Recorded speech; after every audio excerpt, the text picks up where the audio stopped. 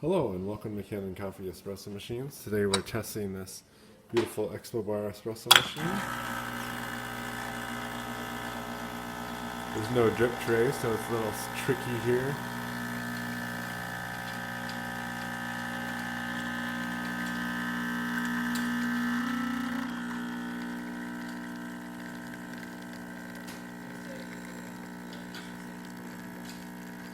See, we're just about 9 bar here. And good crema. We just had to fix the plunger.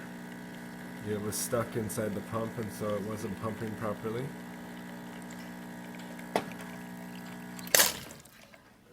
And so yeah, makes a good shot of espresso. So thank you for pairing with Canon Coffee. Please like our videos below. If you'd like to see more videos like this, please subscribe to our channel. Thank you.